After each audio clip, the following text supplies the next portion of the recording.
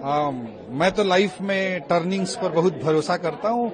जिंदगी सीधी सपाट नहीं हो सकती, फुल ऑफ टर्निंग्स होती है और हर टर्निंग को मैं एंजॉय करता हूँ।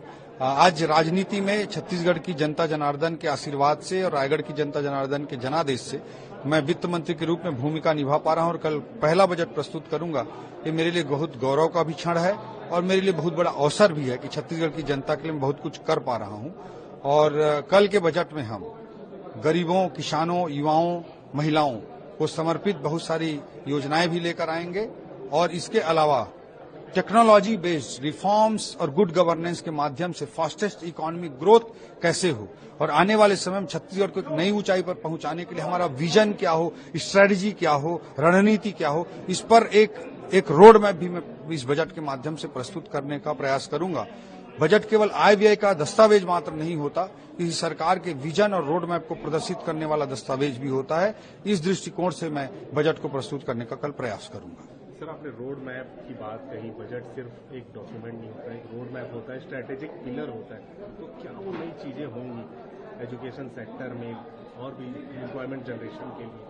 हमारे कल के बजट तक का आपको इंतजार इसके लिए करना पड़ेगा, बट एक बड़े लक्ष्य को प्राप्त करने की स्पष्ट रणनीति के साथ, एक रोड मैप के साथ हम कल का बजट प्रस्तुत करेंगे। सर, इकोनॉमिक सर्वे भी आपने आज रिलीज किया और उसमें देखा गया तो स्लो डाउन देखे गए। क्या वो फैक्टर थे जो ग्रोथ को स्लो डाउन किया?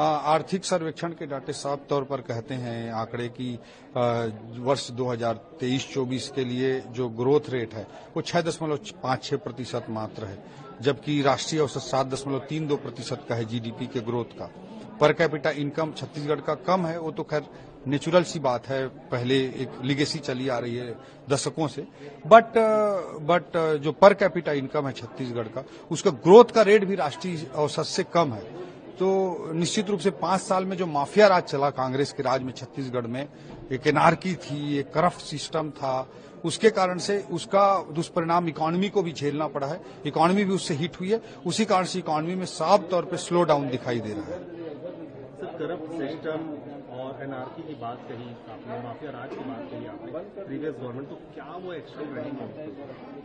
ये सारी चीजों को हम ठीक करेंगे। कल विष्णुदेव साय जी ने ऐलान किया कि कोयला में रॉयल्टी का जो ऑनलाइन सिस्टम था उसे जुलाई 2020 में कांग्रेस की सरकार ने ऑफलाइन बना दिया ताकि उनकी तिजोरियां भर सके, उनके एटीएम भर सके।